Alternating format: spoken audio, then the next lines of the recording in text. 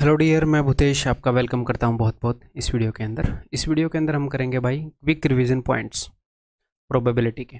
जो quick revision points हैं उनके स्टार्टिंग में मैं हमेशा बताता हूं कि क्या उनका यूज़ है क्विक रिवीजन पॉइंट का और क्या उनका यूज़ नहीं है। ये मैं आपको एक बार बता देता हूँ कि क्विक रिवीजन पॉइंट्स इस काम के लिए यूज़ हो रहे हैं कि हम कई दिनों के बाद जो अपने कंसेप्ट हैं उनको टच कर पाएँ। वो कंसेप्ट को सीखने के लिए यूज़ नहीं होंगे। कई बार बच्चे ये लालच करते हैं कि क्यों ना मैं क्यूआरपी से ही सीख लूँ। मान लो आपके एग्ज़ाम के 2 ही दिन बचे हैं और या फिर 1 ही दिन बचा है, बहुत कम दिन बचे हैं, 4 चैप्टर बचे हैं, आप उन चैप्टर को कर नहीं सकते, तो आप क्यूआरपी कर सकते हो। कुछ भी ना करने से बेहतर है आप क्यूआरपी करके चले जाओ। और आपके एग्ज़ाम का टाइम बचा हुआ है, तो आप सिलेबस करो। आप जो अपने क्लासेस हैं वो क्लासेस देखो और उसके बाद क्यूआरपी जो हैं, मान लो किसी टॉपिक को आपने 1 महीने पहले किया था, आपने उसको रिफ्रेश करना है, उनके कंसेप्ट्स को टच करना है, बहुत ही बेहतरीन वे में टच करना है, उसके लिए क्यूआरपी यूज़ होती है। ठीक है, इसको आप कभी भी सिलेबस ख़त्म करने के लिए मत यूज़ करना। ठीक है, नहीं तो नुकसान में रहोगे। एक बड़ी ऐसी चीज़ आपको दे रहा हूँ, उसका नुकसान उठा लोगे। सिलेबस के लिए यूज़ नहीं करना है इसको। मैं बोलता हूँ कि कोर्स की वीडियो और पीडीएफ को 3 बार करो, तो ये मत बोलना कि एक बार वीडियो देख लूँ क्लासेस की और 2 बार क्यूआरपी देख लूँ, 3 बार हो गया सिलेबस। नहीं। जनरली कैंडिडेट को लगता है कि एक ही कंटेंट को बार बार करने से क्या हो जाएगा। भाई, अगर मान लो आप कोई गेम कर रहे हो, हम बॉक्सिंग सीख रहे हैं, तो एक ही मूव को बार बार करने से क्या हो जाएगा। बस एक मुक्के को एक बार देखो और अपना ख़त्म करो। प्रैक्टिस होती है ना, तो एग्जाम के लिए प्रैक्टिस चाहिए। समझ रहे हो। सेम कंसेप्ट को बार बार करते हैं तो वो कंसेप्ट स्ट्रॉन्ग होता है। एक तो उसको हम तेज कर पाते हैं, उसको एग्जाम में जल्दी पहचान पाते हैं। ठीक, तो समझ में आ गया यूज। तो स्टार्ट कर दूं। चलिए, इस एक वीडियो के अंदर हमने जो प्रोबेबिलिटी की है उसके सारे कंसेप्ट टच कर दूंगा और एक आधे क्वेश्चन भी करवा दूंगा। चलिए जी। तो प्रोबेबिलिटी क्या होती है। प्रोबेबिलिटी होती है किसी भी चीज़ की प्रोबेबिलिटी कितनी है, प्रायिकता कितनी है, यानी कि उस चीज़ के होने के चांसेस कितने हैं। 50% चांसेस हैं, 30% चांसेस हैं, 70% चांसेस हैं, तो उसको बोलते हैं कि प्रोबेबिलिटी कितनी है, इतनी प्रोबेबिलिटी है। जैसे अभी जो मैंने चांसेस बोले वो मैंने बोले परसेंटेज में, कितने परसेंटेज चांसेस हैं। जनरली प्रोबेबिलिटी को फ्रैक्शन में देखा जाता है। कैसे, देखो, ये तो प्रोबेबिलिटी का मीनिंग हो गया कि भाई किसी भी चीज़ के होने के कितने चांसेस हैं, उसको बोलते हैं उस चीज़ की प्रोबेबिलिटी। अगर इंडिया पाकिस्तान का मैच है और इंडिया के जीतने के 60% चांसेस हैं, तो probability that India will win is 60 out of 100। 60% है ना, फ्रैक्शन में देखते हैं प्रोबेबिलिटी, दैट इज 3/5। इंडिया के जीतने की प्रोबेबिलिटी हो गई 3/5।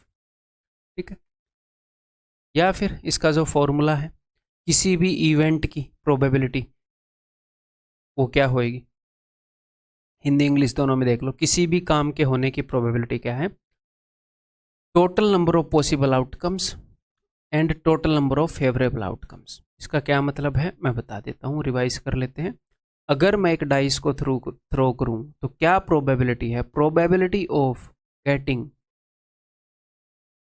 N odd prime number. क्या प्रोबेबिलिटी है एक ओड कि हम डाइस को फेंकें और एक ओड प्राइम नंबर आए।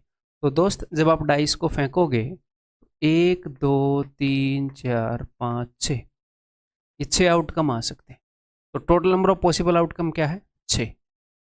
ओके, और ये जो हमारा इवेंट है ये कब होगा, अगर ओड प्राइम नंबर अगर 3 आ गया तो भी अपना इवेंट हो जाएगा, तो भी एक ओड प्राइम नंबर ऊपर आएगा। 5 अगर ऊपर आया तो भी। तो टोटल 6 पॉसिबल आउटकम है, उसमें से 2 अपने फेवर में है, 2 ऐसे हैं जो हम चाहते हैं कि ये आए। तो एक ओड प्राइम नंबर के ऊपर आने की प्रोबेबिलिटी क्या हो जाएगी, 1/3। हिंदी में इसको बोलेंगे कुल संभव परिणामों की संख्या। टोटल कितने परिणाम संभव हैं, और ऊपर आएगा अनुकूल परिणामों की संख्या, जो परिणाम हम ढूंढ रहे हैं उन परिणामों की संख्या। ठीक है, प्रोबेबिलिटी का बिल्कुल बेसिक फॉर्मूला है। नेक्स्ट, एक ये चीज़ रिवाइज कर लेते हैं। जो भाई जुआरी लोग हैं उनको ये वैसे मेरे को पढ़ाने की ज़रूरत नहीं है, उनको पहले ही पता होंगे। चलो, जुआरी होना ज़रूरी नहीं है, फ़न के लिए भी ताश खेल सकते हैं, ऐसी कोई बात है नहीं। ठीक है, तो टोटल 52 कार्ड्स होते हैं हमारे ताश की गड्डी के अंदर। एक बार मैं रिवाइज करा देता हूँ, पहले करवा चुका हूँ तो फास्ट जाऊंगा क्यूआरपी के अंदर नॉर्मल से।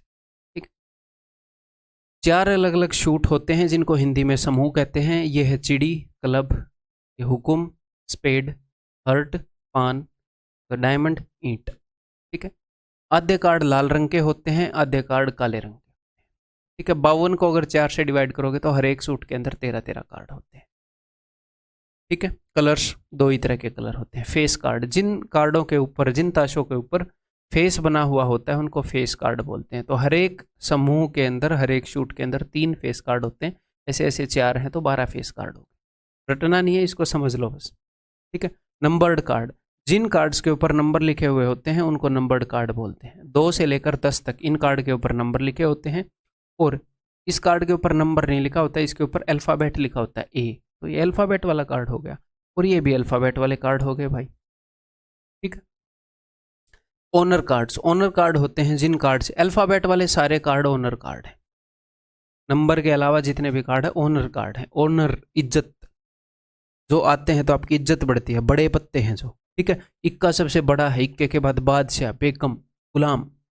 ठीक है, बड़े हैं, इनको इंग्लिश में बोलते हैं ace, jack, queen, king. Hindi में बोलते हैं इक्का, गुलाम, बेगम, बादशाह। तो ये ताशों के बारे में है सब कुछ। द नेक्स्ट कुछ इंपॉर्टेंट पॉइंट्स। श्योर या सर्टेन इवेंट किसे कहते हैं? ऐसा इवेंट जो होना श्योर है। जैसे अगर मैं आपको बोलूं कि कुछ भी, मान लो कि अगर हम एक डाइस को फेंकेंगे तो क्या प्रोबेबिलिटी है कि एक नेचुरल नंबर आएगा? क्या प्रोबेबिलिटी है कि एक डाइस को फेंकने पर नेचुरल नंबर आएगा? तो आप बोलोगे सर, डाइस को जब हम फेंकते हैं तो पॉसिबल आउटकम होते हैं 1 2 3 4 5 6, इनमें से कुछ भी आए, चाहे ये सारे तो नेचुरल नंबर है, तो 100% चांसेस हैं कि एक नेचुरल नंबर आएगा। तो इस इवेंट को क्या बोलेंगे? नेचुरल नंबर आने वाले इवेंट को श्योर इवेंट। ये इवेंट तो होना ही होना है, ये काम तो होना ही होना है। हिंदी में बोलेंगे निश्चित घटना। तो ऐसी घटना की प्रोबेबिलिटी क्या है? प्रोबेबिलिटी कि एक डाइस को फेंकूं और उसके ऊपर नेचुरल नंबर आए, या फिर उसके ऊपर एक इंटीजर आए हैं, या उसके ऊपर एक होल नंबर आए, या फिर उसके ऊपर एक रैशनल नंबर आए, वो प्रोबेबिलिटी है 1, 100% चांसेस है। अब मैं बोलूं कि मैं एक डाइस को फेंक रहा हूं, क्या प्रोबेबिलिटी है कि उसके ऊपर इरेशनल नंबर आए?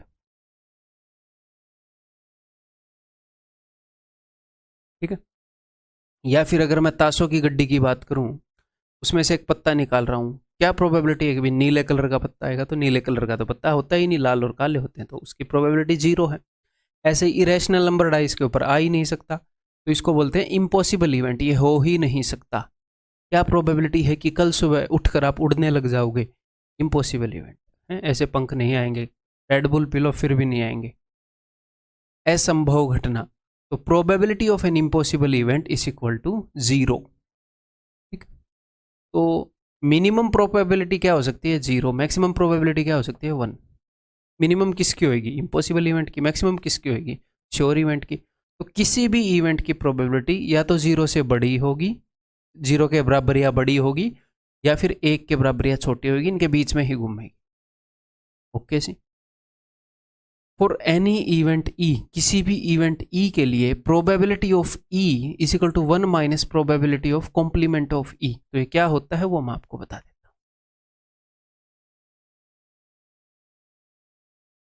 ठीक, देखो,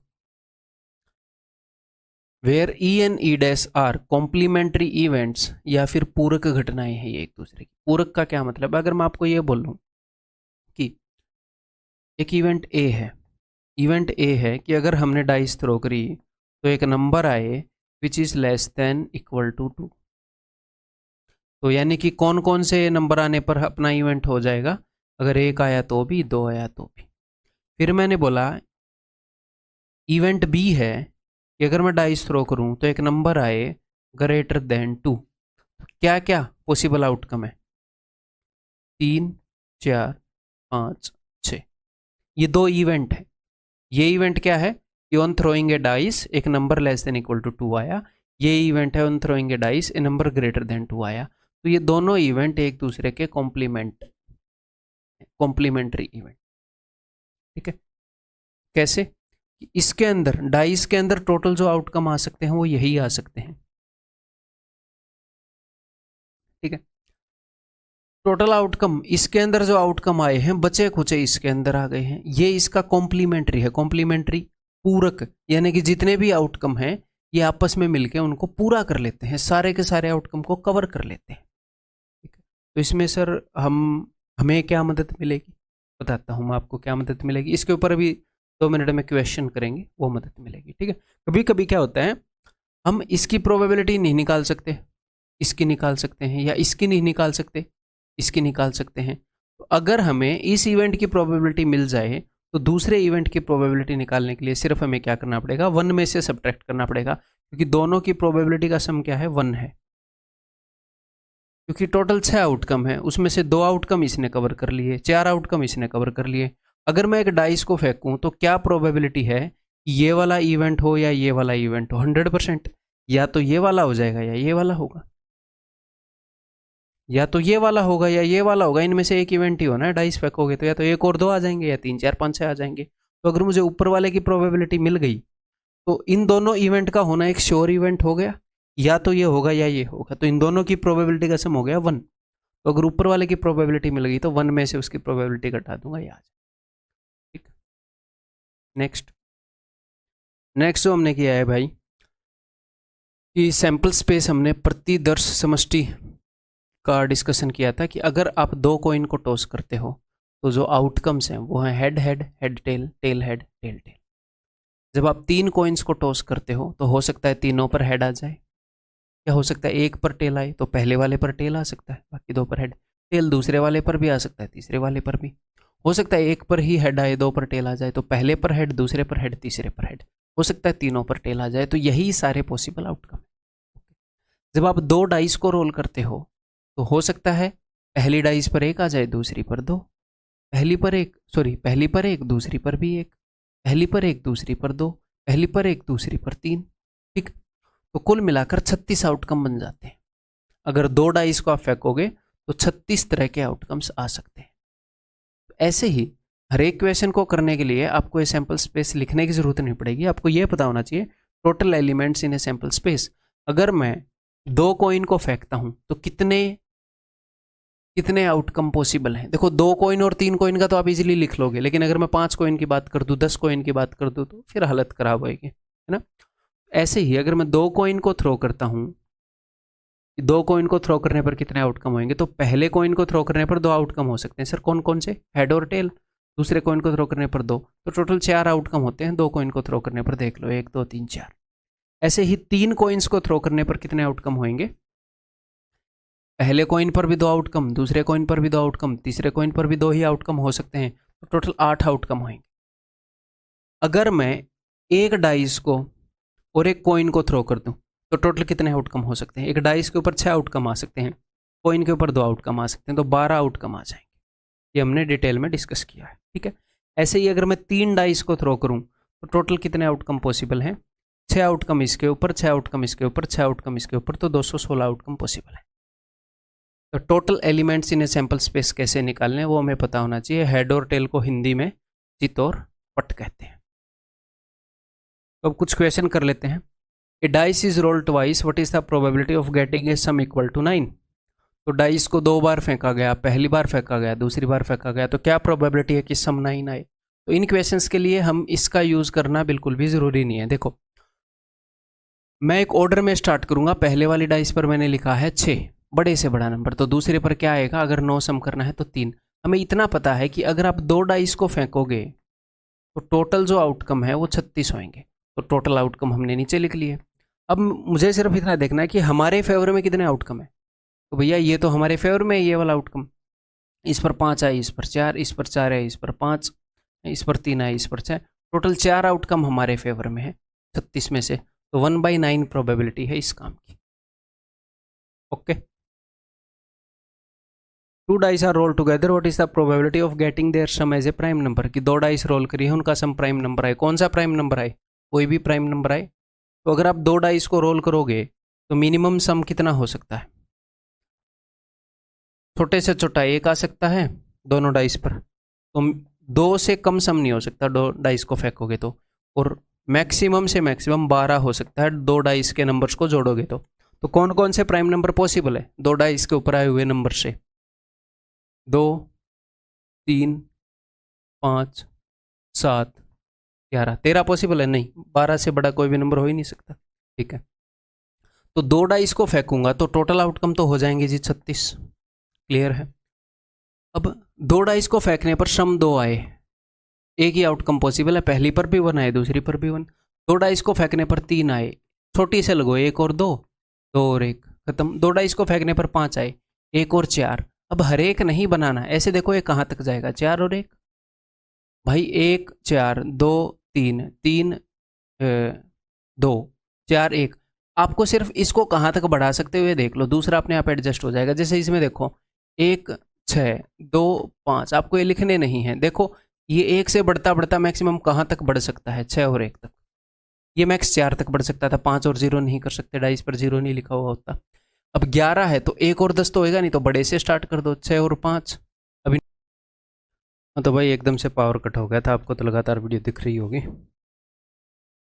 तो हम कहाँ पर थे वो एक बार में जल्दी जल्दी लिख लो इस क्वेश्चन के अंदर। तो इस क्वेश्चन के अंदर हम प्राइम नंबर देख रहे थे, तो 2 3 5 7 11 इनके केसेस मैंने आपको करवा दिए थे। 1 1 1 2 2 1 1 4 यहाँ पे 4 1, यहाँ पर 1 6 से चलते हुए 6 1, और यहाँ पर 11 है तो बड़े से स्टार्ट कर लूँगा, 6 5 5 6। ठीक है, तो दो डाइस थ्रो करी तो 36 टोटल केसेस बनेंगे, हमें पता है। तो टोटल कितने केसेस हैं एक बार गिन लें ज़रा। देखो 1 2 4, 1 से लेकर 6 तक 6, और ये 2, 6 और 4 10 और 5 15, तो 15 फेवरेबल आउटकम है, 36 टोटल आउटकम है। 3 5 15, 3 से 12 पर 5/12 विल बी द आंसर।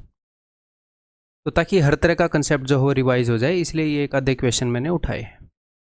ठीक है, ताकि जो क्विक रिवीजन पॉइंट है उसका बढ़िया बेनिफिट आपको हो जाए। नेक्स्ट हमने किया था rule of addition and multiplication. तो रूल ऑफ एडिशन और मल्टीप्लिकेशन जो मैं परमुटेशन एंड कॉम्बिनेशन में आपको करवा चुका हूँ, वहीं से हमने उठाया है।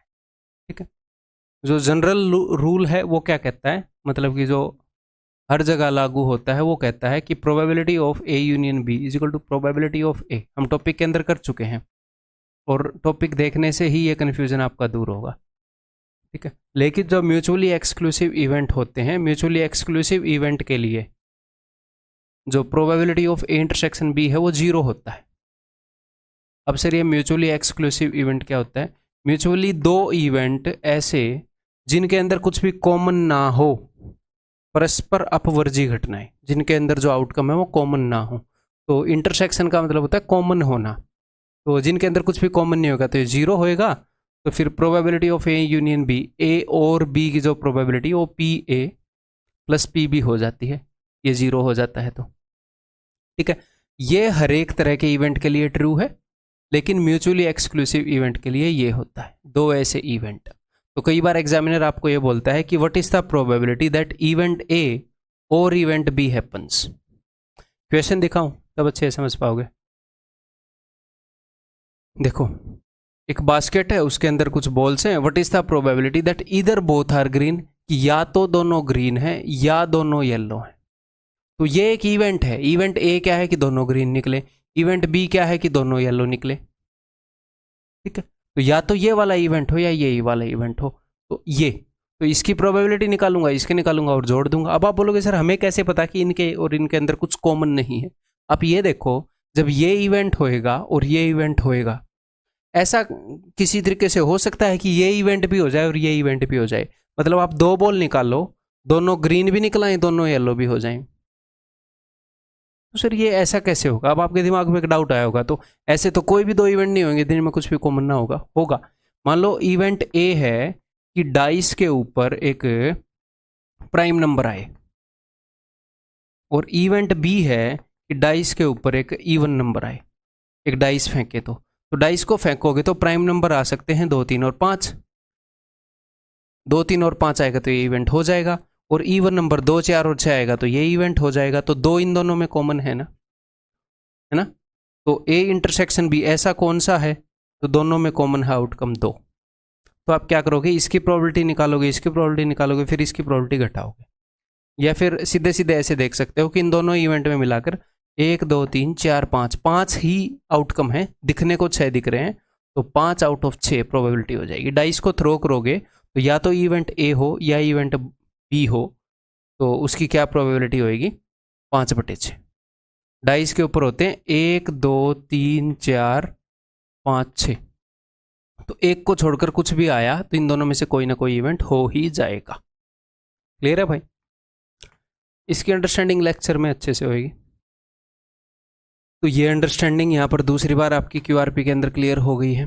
तो अगर म्यूचुअली एक्सक्लूसिव इवेंट है तो अपने एग्जाम में मोस्टली क्वेश्चन ऐसे ही होते हैं, प्रोबेबिलिटी ऑफ ए और B, probability of A plus probability of B. ठीक है, probability of A and B, event A भी हो और इवेंट बी भी हो। ठीक है, तो probability of A into probability of B. ठीक है, क्लियर है? पी ए इंटरसेक्शन बी का ये मतलब है।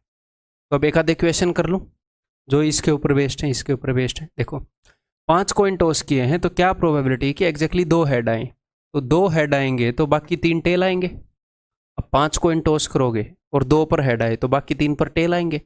तो बोल रहा है एग्जैक्टली 2 हेड आए यानी कि बाकी की टेल आए, तो अपने पास 5 इवेंट होने हैं यहाँ पर, 5 कॉइन टॉस किए हैं, तो पहले कॉइन पर हेड आने की प्रोबेबिलिटी है 1/2, दूसरे कॉइन पर हेड आने की प्रोबेबिलिटी है 1/2, तीसरे कॉइन पर टेल आने की प्रोबेबिलिटी 1/2, हेड और टेल दोनों की प्रोबेबिलिटी सेम होती है।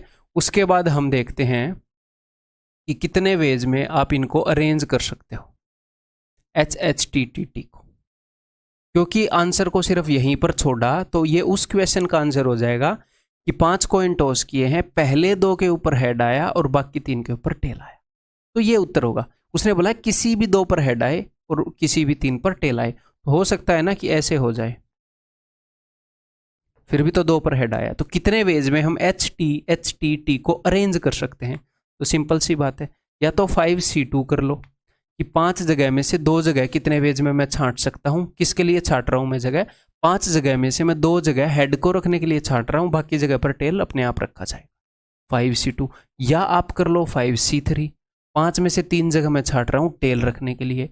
या आप कर लो कि 5 चीज़ों को एक रो में अरेंज करना है, 5 फैक्टोरियल वेज हैं जिनमें से 2 सेम है तो 2 फैक्टोरियल और 3 सेम है तो 3 फैक्टोरियल। इनमें से कुछ भी यूज कर लो, उत्तर सेम ही आएगा आपका। क्या आ जाएगा, उत्तर आ जाएगा 5C2 है तो 10/32 5/16।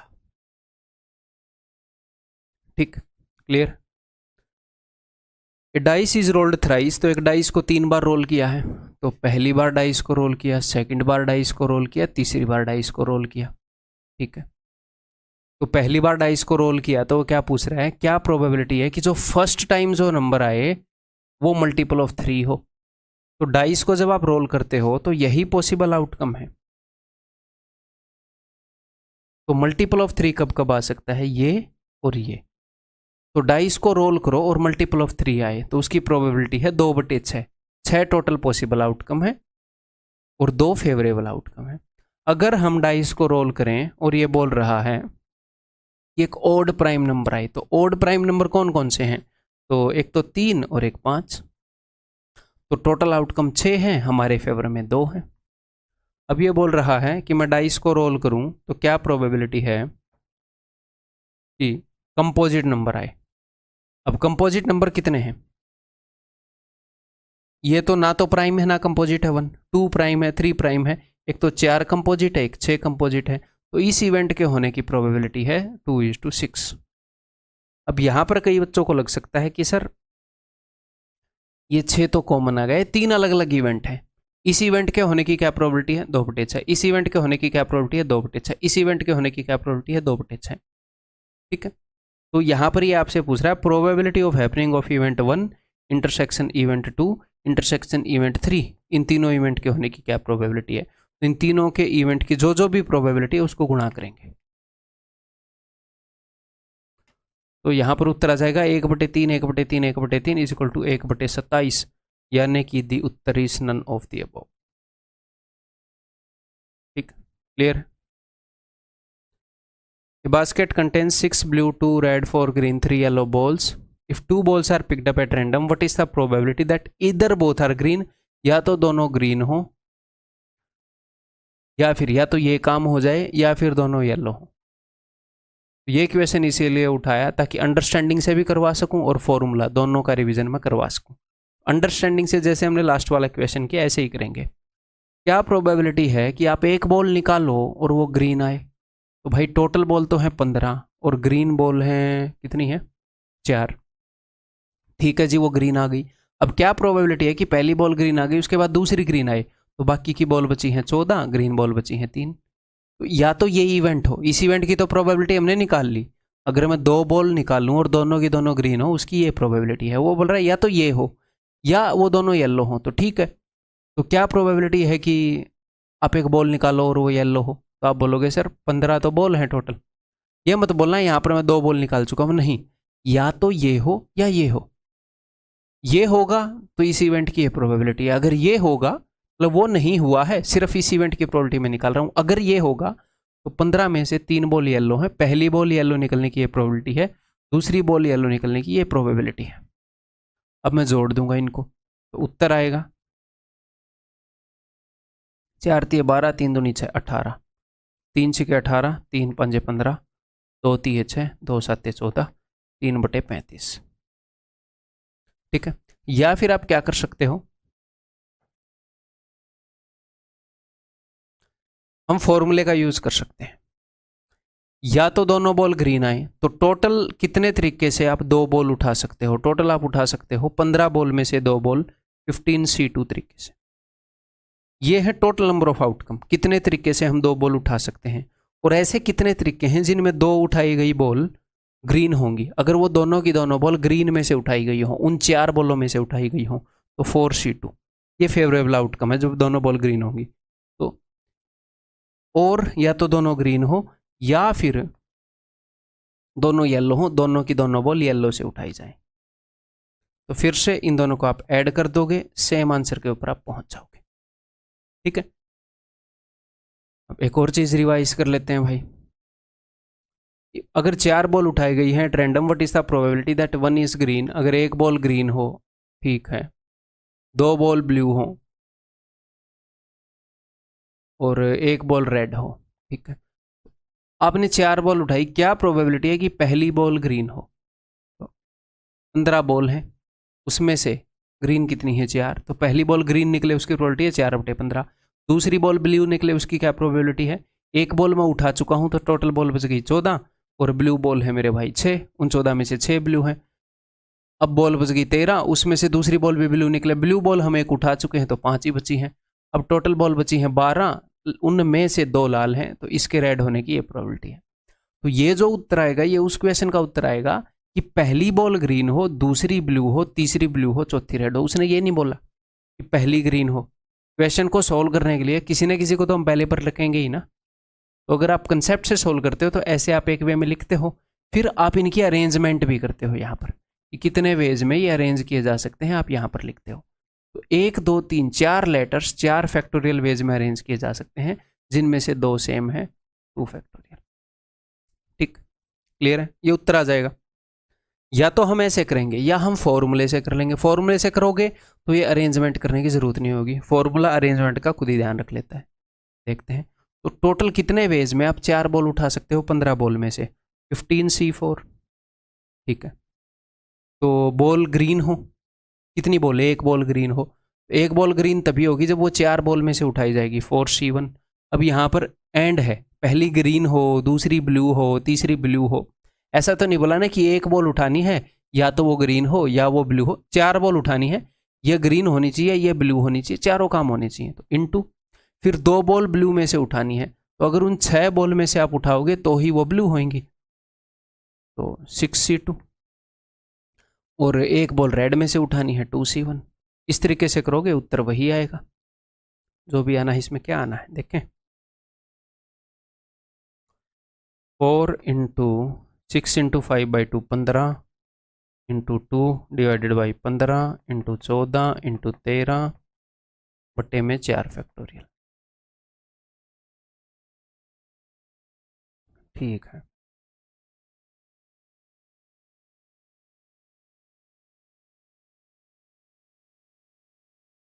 नीचे है जी 91 और ऊपर है 4 दूनी 8, 8/91 ऑप्शन है।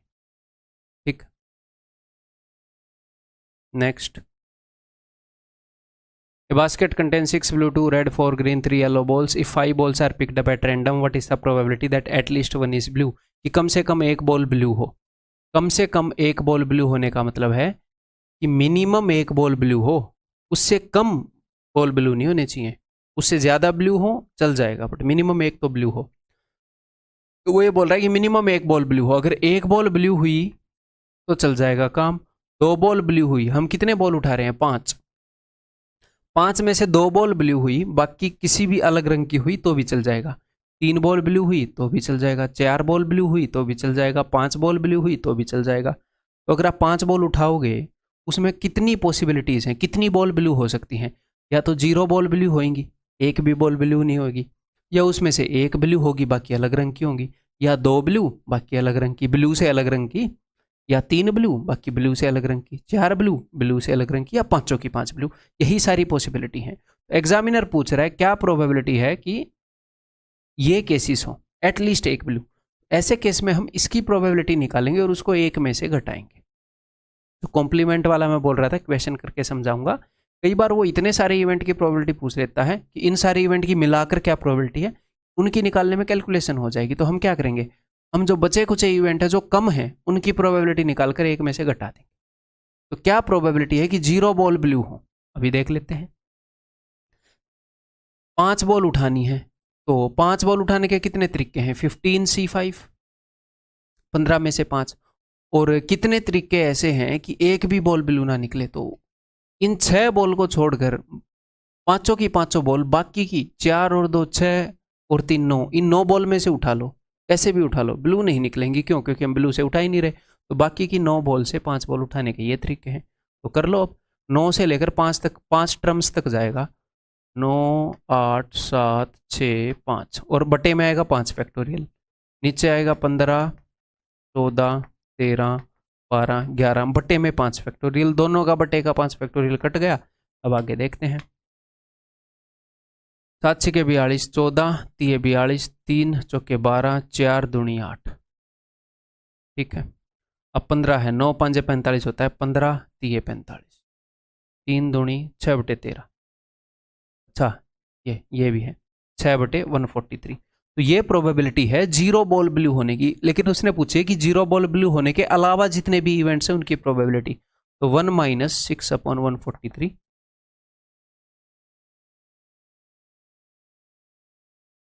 ठीक है। The probabilities of solving a problem by 3 students A, B and C are this respectively. The probability that problem will be solved. तो क्या प्रोबेबिलिटी है कि प्रॉब्लम सोल्व हो जाएगी? 3 बच्चे एक प्रॉब्लम के ऊपर लगे हुए हैं, क्या प्रोबेबिलिटी है कि प्रॉब्लम सोल्व हो जाएगी? तो 3 बच्चे हैं A, B, C। हो सकता है कि इनमें से सिर्फ एक बच्चा प्रॉब्लम को सोल्व करे और बाकी 2 ना कर पाए। तो क्या हम ये मानेंगे कि प्रॉब्लम सोल्व होगी? मानेंगे, प्रॉब्लम तो सोल्व होगी ना, किसी ने भी कर दी हो। मैंने 3 बच्चों को एक मैथ की प्रॉब्लम दी कि यार इसे सोल्व करके लाना। मान लो एक ही बच्चा सोल्व करके लाया, बाकी 2 से नहीं हो पाई, तो मैं यही मानूंगा कि हाँ इन्होंने प्रॉब्लम सोल्व कर दी। लेकिन जिसने प्रॉब्लम सोल्व करी वो बच्चा हो सकता है ए की बजाय बी हो, या फिर हो सकता है सी हो। इन सारे केसेस में हम मानेंगे कि प्रॉब्लम सोल्व होगी। लेकिन ऐसा भी हो सकता है कि 2 बच्चे सोल्व करते हैं प्रॉब्लम को। ऐसा हो सकता है कि ये जिसने प्रॉब्लम सोल्व नहीं करी, इस केस में वो सी है, हो सकता है वो बी हो और बाकी दोनों ने कर दी हो। या फिर जिसने प्रॉब्लम सोल्व नहीं करी वो ए हो। यहाँ पर मैं कर क्या रहा हूँ, सारे केसेस निकाल रहा हूँ। या फिर हो सकता है तीनों के तीनों प्रॉब्लम को सोल्व कर दे। तो इन सारे केसेस की प्रोबेबिलिटी पूछ रहा है कि प्रॉब्लम सोल्व हो जाए। तो दोस्त एक और केस रहता है बस कि कोई भी प्रॉब्लम सोल्व ना करे। टोटल कितने केस हो सकते हैं? कोई भी प्रॉब्लम सोल्व ना करे, उसके बाद एक बंदा प्रॉब्लम सोल्व कर दे, वो केस हमने यहाँ पर लिख लिया, एक सोल्व कर दे, या तो ए या बी या सी। फिर उसके बाद 2 बंदे सोल्व कर दें, इसका मतलब है कि एक सोल्व ना कर पाए, या तो सी ना कर पाए या बी ना कर पाए या ए ना कर पाए। तो 2 सोल्व वाली आ गई। उसके बाद 3 सोल्व कर दें, ये 3 सोल्व वाली। तो उसने इन सब की प्रोबेबिलिटी पूछ ली, क्यों ना मैं इसकी प्रोबेबिलिटी निकाल दूं कि कोई भी सोल्व ना कर पाए। तो ए प्रॉब्लम को सोल्व कर पाए उसकी प्रोबेबिलिटी है 3/7, ना कर पाए उसकी प्रोबेबिलिटी है 1 - 3/7। 7 में से 3 बार प्रॉब्लम को सोल्व कर सकता है वो, 4 बार नहीं कर सकता। तो ना सोल्व करने की प्रॉब्लम है, प्रोबेबिलिटी है 4/7। बी के ना सोल्व करने की प्रोबेबिलिटी है 4/9। सी के सोल्व नहीं करने की है 1 - 1/4 4/4। तो ये प्रॉब्लम को सोल्व ना कर पाए उसकी प्रोबेबिलिटी है ये। अब ये प्रॉब्लम को सोल्व कर पाए इसकी प्रोबेबिलिटी मुझे मिल गई। इन सारे इवेंट्स की प्रोबेबिलिटी क्या होगी 1 - 64/315 251/315 ऑप्शन है। ठीक, तो क्यूआरपी से भी एक अच्छा खासा रिवीजन आपका हो जाएगा, इसलिए इतना एफर्ट लगा रहा हूं इनमें। ठीक, अब ये एक सिर्फ टर्मिनोलॉजी बता रहा हूं, प्रोबेबिलिटी को बताने की टर्मिनोलॉजी, प्रोबेबिलिटी बताने का एक तरीका है। क्या, अगर मान लो मैं बोलूं राम किसी टारगेट को हिट करे, उसकी प्रोबेबिलिटी है probability of Ram hitting a target = 3/7। इसका मतलब ये है कि 7 बार में से 3 बार तो वो टारगेट को हिट कर देता है और 4 बार वो टारगेट को मिस कर देता है।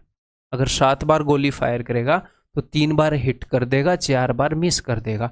एग्जामिनर क्या करता है पता, एग्जामिनर ये बोलेगा odds in favour of Ram hitting the target, Ram के टारगेट को हिट करने के फेवर में जो ओड्स हैं, तो उसने यहां पर वर्ड यूज किया है फेवर। तो इसका मतलब वो पहले इसी चीज को पता है कैसे रिप्रेजेंट करेगा, ओड्स आउटकम्स इन फेवर, कि जब वो 7 बार गोली मारता है तो 3 बार तो गोली लग जाती है, 4 बार गोली नहीं लगती। वो ऐसे करके बोलेगा, ऐसे बोलेगा odds in favour of A event, किसी इवेंट के फेवर में जो ओड्स हैं वो 3:4 हैं, यानी कि 3 बार वो इवेंट होता है और 4 बार नहीं होता है, टोटल 7 में से। तो अगर उस इवेंट के होने की प्रोबेबिलिटी निकालनी है तो 3/7, नहीं होने की निकालनी है तो 4/7।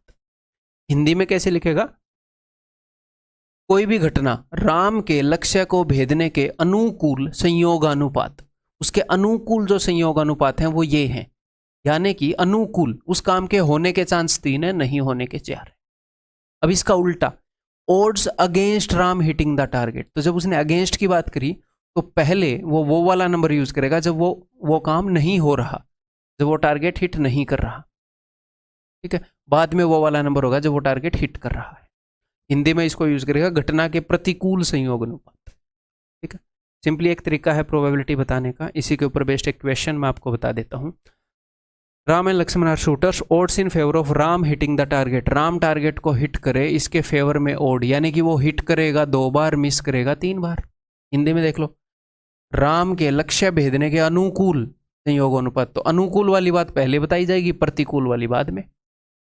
ठीक है, ऐसे ही ओड्स अगेंस्ट, यानी कि पहले वो वाली बात बताई जाएगी जो इस इवेंट के अगेंस्ट में है। लक्ष्मण हिटिंग द टारगेट, तो लक्ष्मण हिटिंग द टारगेट के अगेंस्ट क्या है, मतलब कि मिस कर दे, तो मिस करने वाली पहले बता दी, हिट करने वाली बाद में बता दी। तो प्रोबेबिलिटी बताने का तरीका है, what is the probability that at most one of them hits the target, कि मैक्सिमम एक बंदा उनमें से टारगेट को हिट कर पाए। तो देखो ये सारे केसेस पॉसिबल हैं, या तो दोनों हिट कर दें हैं, या फिर एक हिट कर दे। तो जो एक हिट कर रहा है वो या तो राम हिट कर दे लक्ष्मण मिस कर दे, या लक्ष्मण हिट कर दे राम मिस कर दे, या दोनों मिस कर दे। ये 4 ही केस पॉसिबल है। अब ये बोल रहा है कि क्या प्रोबेबिलिटी है कि एट द मैक्स एक ही बंदा टारगेट को हिट पाए, मैक्सिमम एक हिट कर पाए, एक से ज्यादा हिट ना कर पाए, यानी कि ये सारे केसेस क्वालिफाई हो जाएंगे। आप बोलोगे सर यहां पर तो कोई भी हिट नहीं कर रहा, तो सही तो है, मैक्सिमम एक हिट कर पाए, एक से कम हिट कर पाए कोई दिक्कत नहीं है, बट एक से ज्यादा नहीं होना चाहिए, ऐसे वो बोल रहा है। एट मोस्ट का मतलब है अधिकतम एक ही लक्ष्य को भेदे। इन तीनों इवेंट की प्रोबेबिलिटी पूछ रहा है, क्यों ना इसकी निकाल कर एक में से घटा दे। हम इस इवेंट की प्रोबेबिलिटी निकालते हैं कि दोनों हिट कर दें, उसको एक में से घटा देंगे।